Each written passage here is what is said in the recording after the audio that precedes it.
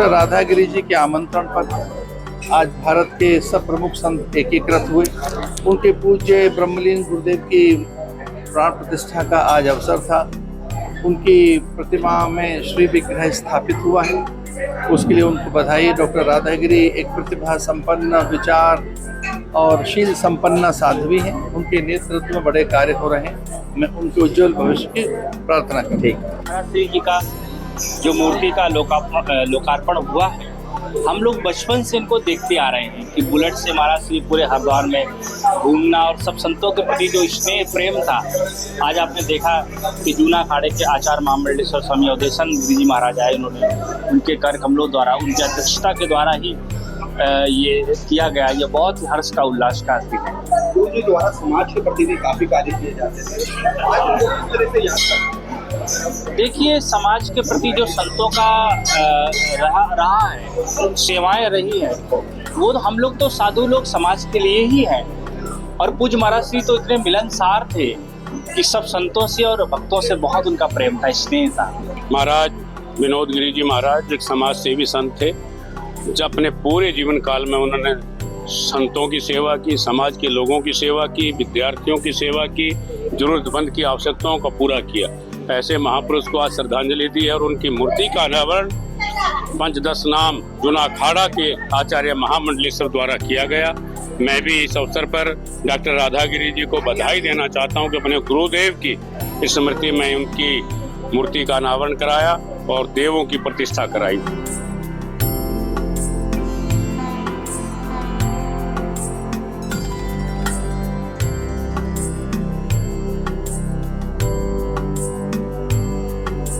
सिद्ध श्री अमीरगिरी धाम में जूना अखाड़े के ब्रह्मलीन महामंडलेश्वर विनोद गिरी महाराज जी की मूर्ति का अनावरण साधु संतों के सानिध्य में किया गया। हमारे साथ मौजूद है उनकी शिष्या और जूना अखाड़े की महामंडलेश्वर। स्वागत है आपका तिलक पत्रिका पे। माता जी, सबसे पहले तो आज मूर्ति का अनावरण किया गया विनोद गिरी जी की मूर्ति का अनावरण करना कितना इस समय महत्वपूर्ण है संत समाज के लिए? देखिए, सबसे पहले तो मैं सभी मीडिया बंधुओं को धन्यवाद देती हूँ कि आपने हमारे गुरुदेव की मूर्ति स्थापना पर आकर उसको लाइव टेलीकास्ट आप उसको कर रहे हो। मेन थिंग है कि महत्व की जो आप इम्पोर्टेंस की बात कर रहे हो, तो माँ गंगा का जिस प्रकार से धरती पर आने का महत्व रहा है कि हमारे पितरों का तर्पण हुआ, राजा सगर के 60,000 पुत्रों का उद्धार करने के लिए माँ गंगा भागीरथ की तपस्या से प्रसन्न होकर विष्णु भगवान के वैकुंठ धाम से उनके चरणों से निकलते हुए महादेव की जटाओं से होते हुए धरती पर आई।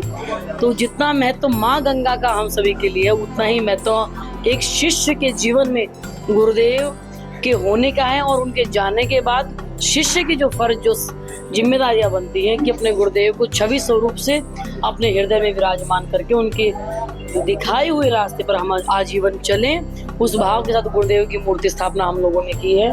महादेव का पार्थिव शिवलिंग भगवान जी का यहाँ स्थापित हुआ है और आचार्य गुरुदेव ने शिवलिंग का जो नाम लिखा है वो सदगुरुदेव आत्मलिंग नाम रखा है, नामकरण हुआ है। तो बहुत मैं आनंदित हूँ, आह्लादित हूँ, बड़ी हर्षित हूँ कि आचार्य गुरुदेव के हाथ से प्राण प्रतिष्ठा हुई। मेरा सौभाग्य है, भक्तों का सौभाग्य है। और बस इन शब्दों के साथ माता जी, महामंडलेश्वर जो स्वर्गीय है, इनके द्वारा समाज में कई ऐसे कार्य किए गए हैं जो आज भी सार्थक हो रहे हैं। कौन कौन से ऐसे कार्य हैं जो गुरुदेव द्वारा किए गए? देखिए, आई थिंक ये लास्ट 2021 से सभी जानते हैं, उनसे पहले हमारे गुरुदेव का 25 साल का कार्यकाल हरिद्वार नगरी में उन्होंने बिताया गुरु महाराज ने।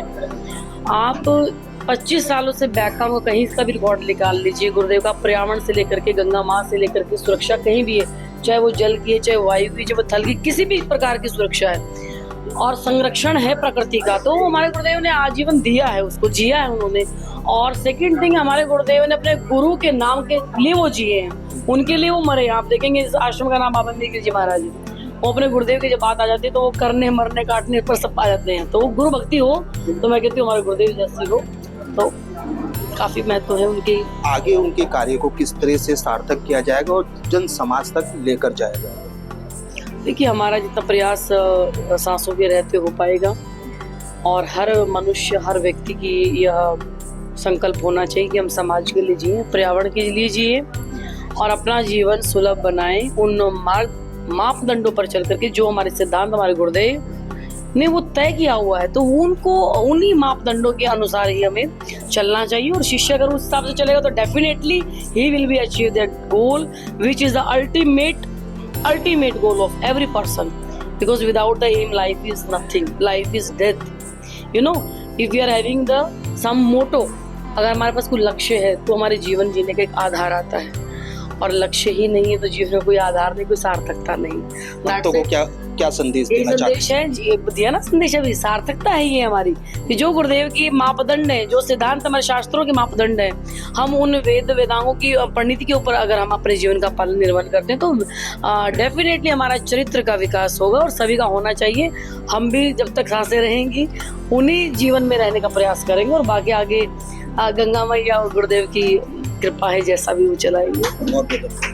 बिल्कुल, जिस तरह से इनके द्वारा बताया गया है, ब्रह्मलीन विनोदगिरी महाराज जी द्वारा समाज के लिए कई ऐसे कार्य किए थे जो आज भी सार्थक हो रहे हैं। उनके द्वारा बताए गए मार्ग पर ही अब इनके द्वारा चलकर समाज का कल्याण किया जाएगा। देश के पहले धार्मिक न्यूज चैनल तिलक पत्रिका के लिए हरिद्वार से मैं आशु शर्मा।